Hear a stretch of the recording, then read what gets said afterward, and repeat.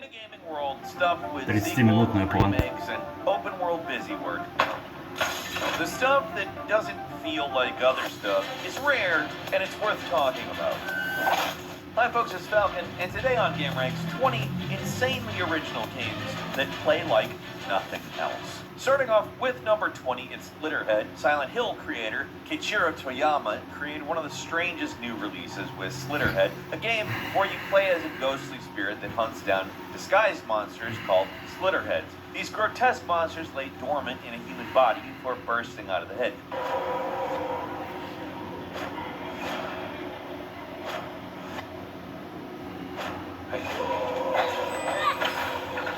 You'd think it might be a survival horror premise, but you'd be wrong. Every Slitterhead level is a tiny sandbox, and your goal is to find a hidden Slitterhead to defeat it. To do that, your ghostly presence jumps from one human body to another, using the bodies like meat shields to fight or die for you by the droves. It's kind of a sick premise, but it's you doing what you gotta do. The game starts out singularly weird. It's an action game about exploring levels and destroying hidden monsters with a body swap mechanic, but it keeps getting weirder. Eventually, to progress, you need to discover hidden alternate ways to complete missions and unlock hidden bonus characters. The bonus characters are special humans with a stronger connection to your ghostly presence, making them far stronger than the average civilian, each one armed with a blood-based weapon they can summon. There really aren't any other games like Slitterhead, a game that's difficult to pin down from any angle. It wasn't exactly popular when it was released, and there's a good reason. We've played the whole thing and we barely have any idea what it actually is, but we do know it plays like nothing else.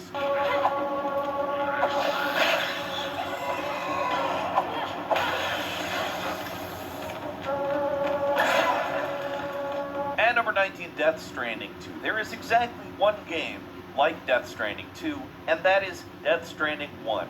Hideo Kojima's oddball epics are unlike any other video games out there for a variety of reasons, but the biggest, especially with this one, is the basic gameplay loop. While the sequel gives you more weapons and more weird ways Или 37 минут like a постоять. little casket you can ride like a surfboard.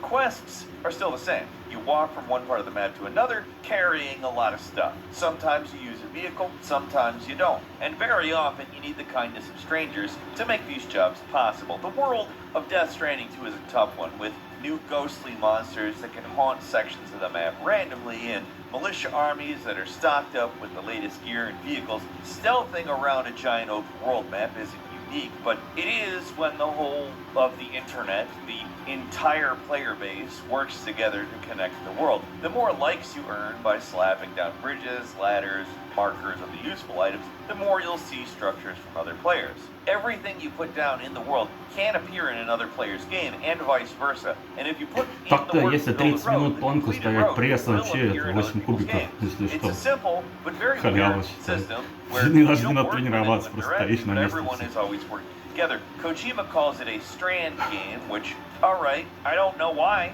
There still is no clear reason it's called a strand game, but it's a completely unique way that only a weirdo auteur can get away with on a blockbuster movie budget.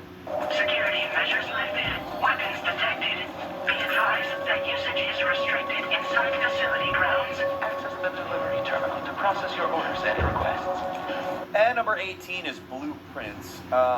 Puzzle games tend to be some of the most unique games around. Games like Portal, The Witness, and others twist how we interact with game worlds and end up being some of the most creative, unique experiences around. And Blueprints is the latest puzzle game that plays like nothing else on the planet. It's the first puzzle roguelike we can think of that really runs with the premise. At the start of each in-game day, you'll appear at the entrance to a 37 mansion минут with no 37 set layout. секунд. Each door gives you 3 different rooms to choose on. Если я могу These оставить эту хуйню, то я rooms are могу вообще random, что so your угодно goal в is to жизни create a сделать. path to the very top of the house while solving cryptic puzzles along the way. You unlock new rooms to add to your room pool, which connects rooms in specific ways. That solves more puzzles. For example, connecting the boiler power room and the laboratory unlocks a new puzzle device, or building a furnace generates heat, which will melt the ice in a freezer.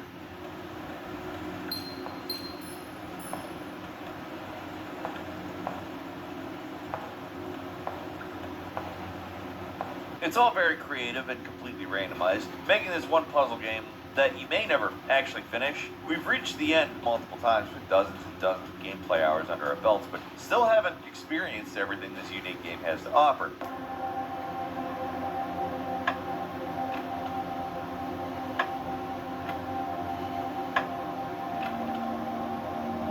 And number 17 is The Last Train Home, which changes what we thought a real-time strategy game could actually do. This old genre of games is seeing a mini resurgence on Steam, and Last Train Home has got to be the most unique. We don't usually see historical dramas about World War I burning up the Steam sales charts, but this game was inspired by the real-life story of the Czechoslovak army in the Great War. With an armored train and very few supplies, your goal is to escape Russia through Siberia, where you'll have to collect supplies, ammo, and allies as you cross the vast Russian wilderness.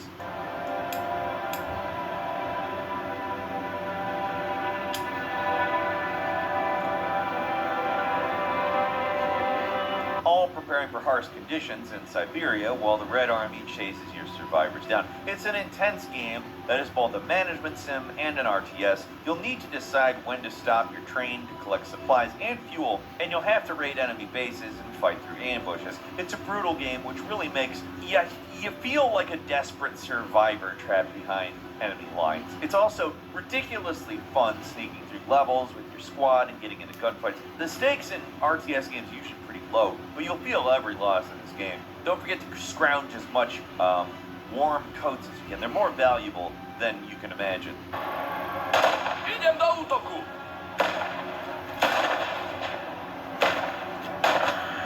Nepřátelské dělostřelectvo je vyraděné. And number 16 is Robot Alchemic Drive. One of the weirdest games ever, is a PS2 exclusive that nobody's ever heard of. But now you know, because Robot Alchemic Drive deserves to be known. You play as humanity's last line of defense and fight back alien invasions with a giant robot, but there's a big twist to the gameplay. You don't directly control the giant robot. Instead, you play as a pilot, and I'm using massive air quotes there because you aren't inside the robots. You run around on the ground watching the robot from below and controlling it like an RC car.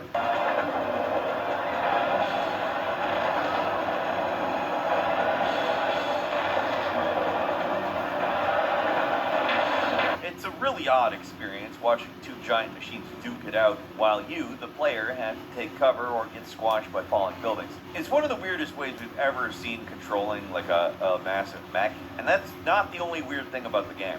Between missions, your story progresses through visual novel-like cutscenes, and the story can change depending on what you do in those missions. Destroying certain buildings and ruining rival businesses can be profitable to you, the mecha pilot, which seems completely absurd. Why does humanity's last line of defense need to worry about earning money while apocalyptic alien invaders are destroying the world? I don't know. I guess it's a question we don't need an answer to, really. Answers would make this game, well, it might make the game less weird, but they might make the game more weird. I don't know. I don't want to hear it.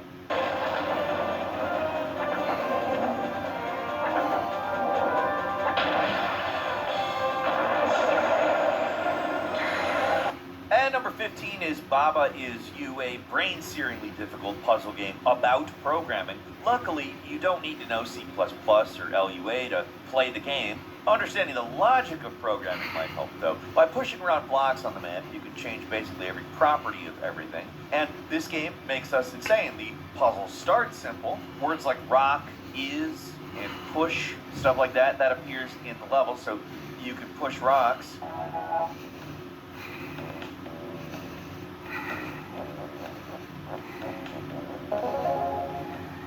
But you can push every word and mix and match. You can make walls push instead, or flags. Normally, Baba is you, but you can make you into anything. Other creatures, walls, flags, whatever. And the logic gates get more complicated as you go. Before long, we're trapped in maps where you really don't have any idea what to do, or why certain logic gates cause certain things to happen. And it's 100% our fault, because all the logic is rock solid. It's our problem. We've had to accept that we'll never finish some of these puzzles, and that's fine. The weirdo puzzles will make Baba Is You one of the most unique games ever.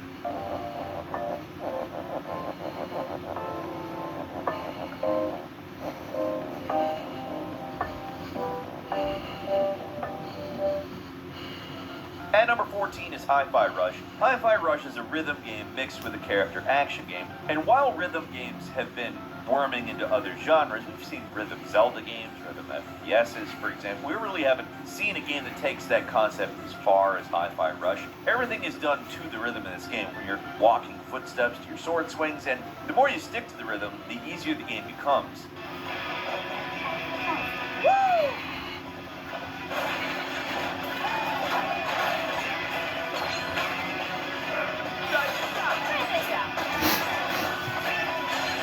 In a way, parrying in Hi-Fi Rush is easier than any other game, because if you parry with the beat, you'll never miss. Whenever you enter a level, what really surprises us is how the world itself bounces to the beat of the music. Literally everything moves to the beat. NPC robots, bopping machinery, moving platforms, it all matches the beat perfectly, creates a world that's incredibly precise and helps keep you on point like a metronome. Eventually, the metronome disappears, and you need to keep those steady button presses through muscle memory, and the entire design of the game helps with that, making this one of the most successful, best versions of a very fun and unique genre. It's all the extra care that makes this one totally unique.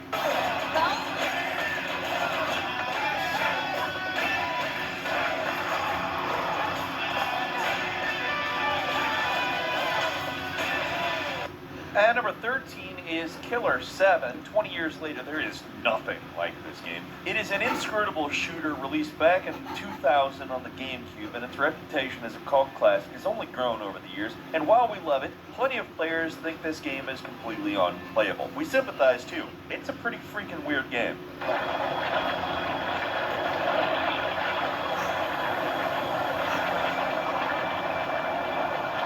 You play as one of 7 assassins. You traverse each level by selecting linear paths, and you move among them. You never really have full control, and whenever an enemy is nearby, you have to stop and scan. The enemies in this game are invisible kamikaze creatures that giggle when they're close. Scanning reveals the creatures and their weak points, and you'll be shooting a whole lot of these things, but in between solving puzzles and watching story cutscenes where people aren't even... let's just say people are still arguing about them, rather than try to describe them. It is a really off-putting game, and that is from moment one, with a conspiracy plot that goes in directions that just don't answer or resolve the central conflict of the game. We have no idea who's creating the monsters. That's the central conflict, and it's just not addressed. It's not interested in giving you what you want from a gameplay or a story perspective, which makes it pretty unique in a world where gamers are kind of catered to hand and foot by big publishers. If you've got the stomach for something that plays like nothing else, try Killer 7. It's on Steam now, and it's finally totally playable without emulation. I mean, if you consider it a playable game when working at full capacity.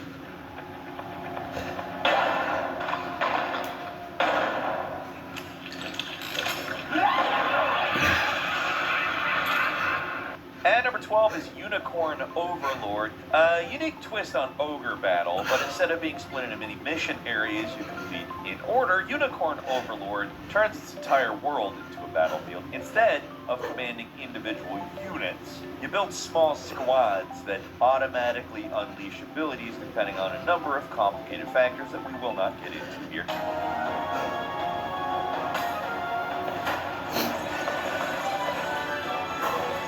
Together now!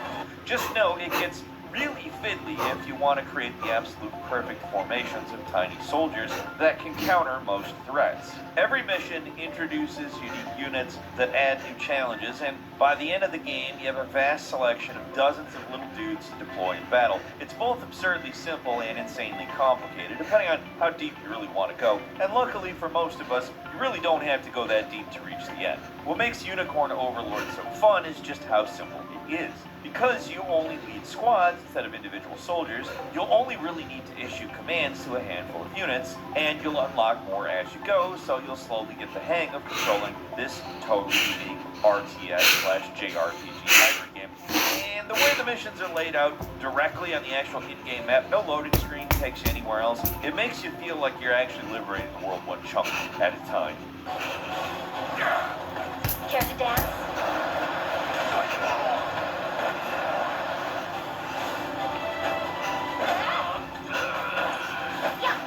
And number 11 is Dredge. Hey, you ever want a fishing game that has a nice dose of cosmic horror?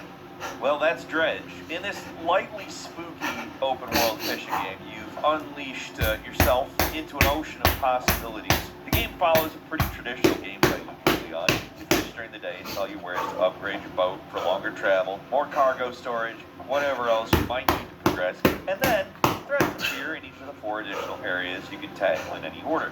There's a wild bog with killer creatures stalking the maze-like jungle, a deep basin where you're gotta deal with a resting godlike monster that wakes at night, its cyclopean tentacles glowing, an unearthly neon when it stalks you.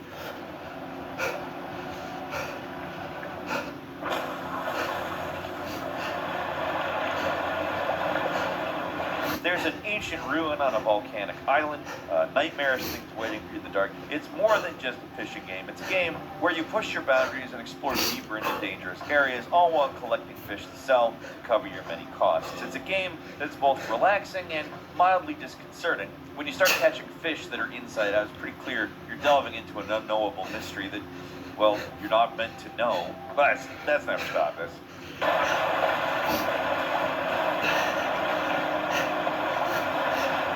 And number 10 is Pacific Drive.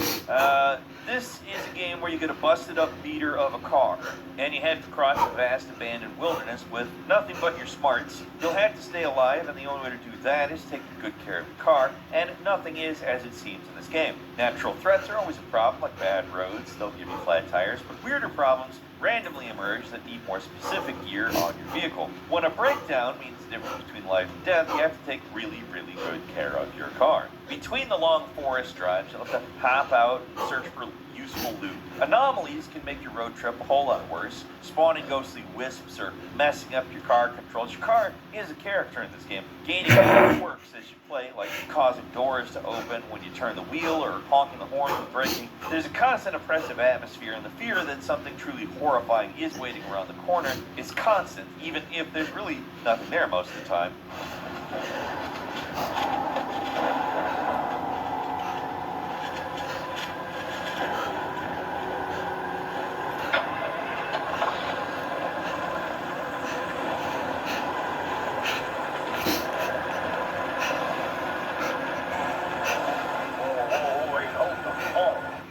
Meant to put you in that old driving mindset. You're always thinking about the next stop, the next 100 miles, and you're checking your map every step of the way. It's relaxing and stress-inducing at the same time.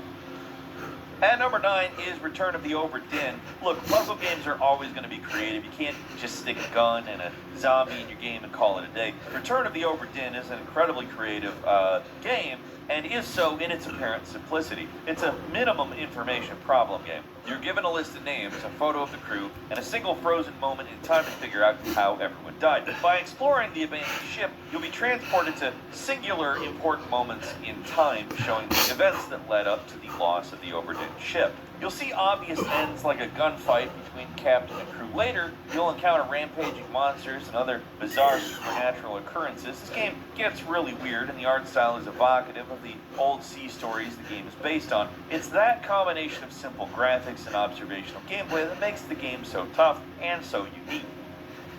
And number 8 is World of Horror, a game that wears its influences on its sleeve. This is a Junji Ito story game that has no involvement from Junji Ito. It's based on games so old that it's certainly unique in modern gaming, and the roguelike structure only adds more challenge to the game, where you're basically guaranteed to fail. How you actually play this game is hard to explain. Basically, you have a series of buttons in the corner with different options. You can travel to different locations, find companions, and buying items. It's a thing. You try to survive a near never-ending deluge of weird events. Hanging out in your home is not even safe in this game. The creepy events will come to you. Between your daily tasks of exploring, you'll unlock bigger cases that you'll need to investigate, and every step of the investigation has different choices that lead to a conclusion, and some conclusions are worse than others.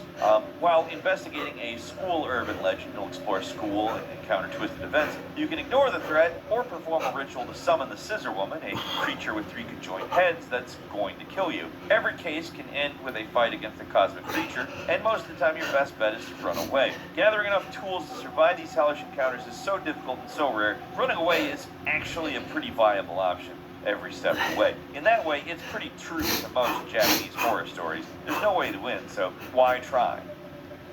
At number 7 is Super Hot. Now, we live in a world where Metroidvanias, Souls-likes, Vampire Survivors clones, they're all over the place on Steam. So, it's kind of surprising we haven't seen a surge of Super Hot likes from indie developers. It's a simple, creative little game that drops you into action movie scenarios, but lets you control the tempo of the action. Enemies only move as fast as you. If you stand still, everything stands still. That includes bullets, so you can observe your surroundings and carefully avoid bullets like Neo, but with none of the hand-eye coordination. That's what makes Super Hot so unique. It's an action game that's really a puzzle game. You're dropped into a scenario against assailants, and you can bash or blast your way out with a symphony of smooth moves. Super hot. Super hot. Super hot. Watching you get that in real time is a big reward for winning, too. It's the type of game we'd really like to see more of. Kind of a bullet time simulator in a completely different way. At number 6 is Illbleed, a fever dream of a game, a horror game that's not really that scary, unless you're talking about the nonsense gameplay, which is totally unlike any other game. Maybe a good thing with this one, because Illbleed pushes the game mechanic weirdness to 11 and ends up being one of those singular games that's not like anything else. It's unforgettable for sickos like us that search for the diamonds in the rough. It is just a singular experience whether you'll ever hate it.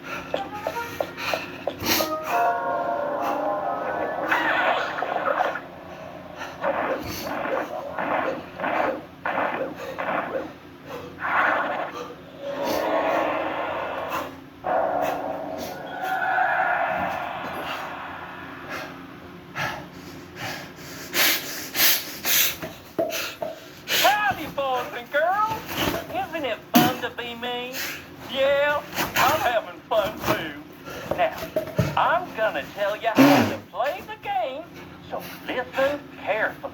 And it's hard to deny that it is an original game. The premise is anything but simple. You play as a group of friends invited to a twisted amusement park called Illbleed, where the rides might lead to your actual death. While exploring each environment, you'll have to carefully sneak around and avoid stepping into danger zones that initiate scares, and enemy encounters appear randomly like in a JRPG. You'll fight them in real time, though, and each level has its own enemies to fight. And boy, do these levels get weird. It starts out normal, like a haunted hotel, and it gets stranger from there. When you're playing as an Indiana Jones version of Woody from Toy Story and fighting a demonic Sonic the Hedgehog, maybe you'll start questioning your choices. At that point, that's probably that. Or you'll think it's the best game ever made, I don't know.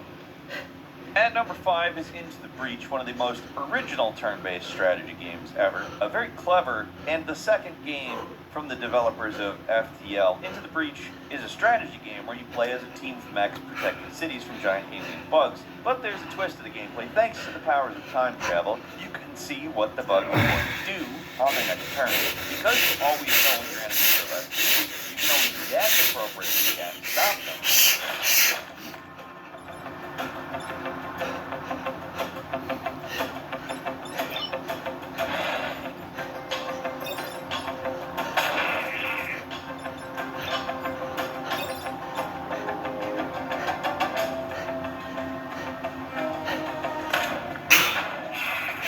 Choices really matter here. There's no percentage-based attacks, so there's no missing here. Instead, it's all about blocking your opponents from destroying cities and countering their moves. Some mechs are great at pushing enemies around, so you can pull off perfect reactions, slamming bugs across the battlefield and lining them up for the perfect shot. Learning how to master Into the Breach is also really satisfying because it's a lot like unraveling a puzzle.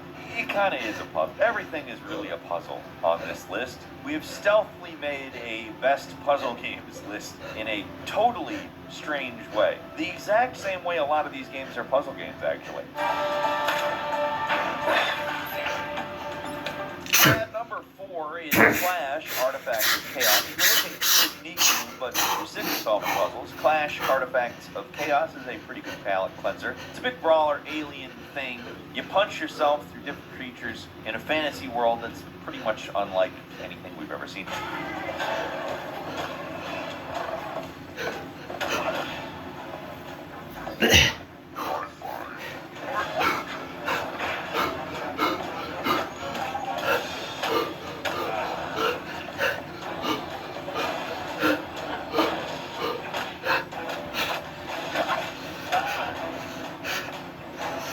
portion of the combat is kind of similar to games like God of War, the recent ones, which is impressive for a game with an exponentially smaller budget, but punching things isn't that unique. Everything else is what makes this game really special. This game forces you to wade into betting minigame before any major fight.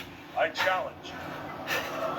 This little gambling game will give you a huge advantage if you overcome your opponent, or it'll make the fight a lot harder if you lose.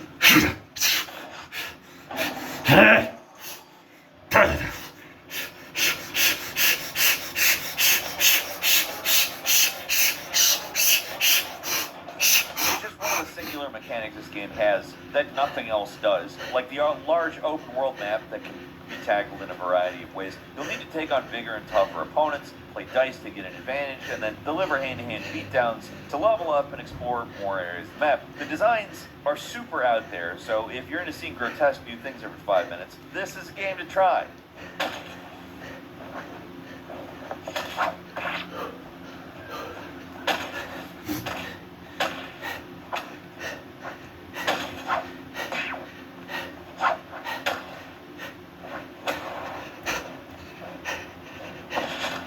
Number 3 is Far Lone Sail. Specific Drive, ridiculously hard, very stressful game about a beat-up car that you have to drive across the country. Far, almost the opposite. You replace your junk with a massive geared machine that runs on a furnace. It comes equipped with a giant sail. It's a narrative adventure game, almost in the style of Limbo or Inside, but with one very original inclusion, the machine that I just mentioned. The machine in Far Lone Sails is a multi-story home away from home, and you'll constantly manage it while rolling across barren landscapes with your radio set to chill lo-fi beats and sails.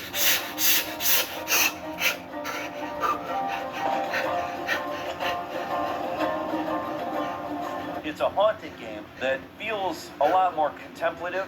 When there's no wind, you're stuck searching for fuel and keeping your machine running, feeding it gas, venting gas to avoid overheating. When there is a wind, it's a great time to be alive. Just hoist the sails and enjoy as you coast across the desert without a care in the world.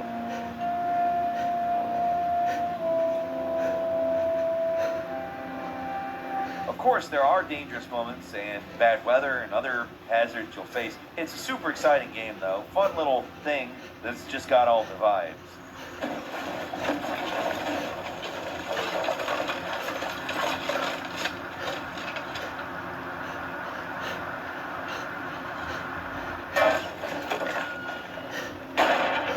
Number 2 is Laika Age Through Blood, a game that's hard to explain. Laika is Hotline Miami on a motorcycle with Metroidvania elements. Also, you reload your gun by flipping midair. It's like Trials HD with a giant open world map and a story. In Laika, you play as the protector of a village on a motorcycle, and that motorcycle is how you get everywhere. You only hop off in town, but everywhere else you're glued to the seat. So simple traversal gets a lot easier when you got to perform ollies and flips just to access any part of the map.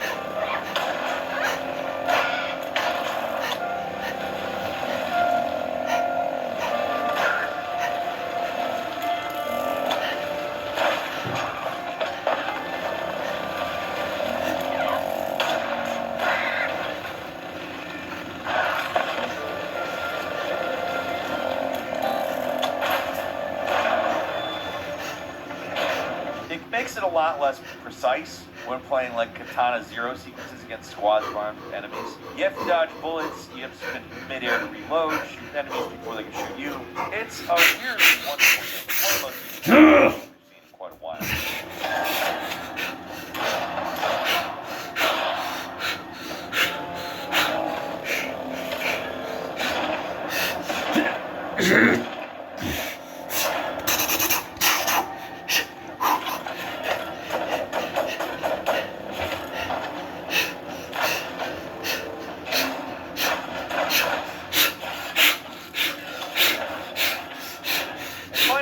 Number 1, it's Cryptmaster, a game where words control everything. Literally, words control everything. It's a dungeon crawler that's also a typing game, as in you type words to damage enemies.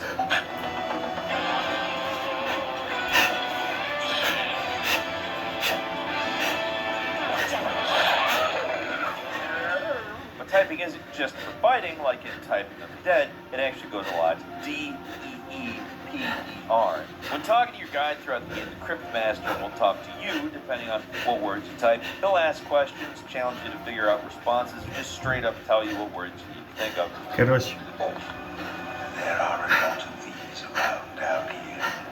I just shoo them away usually. What shall если можешь отстоять 30 минут планку, то и миллиард можешь заработать. I rat? Такие пироги.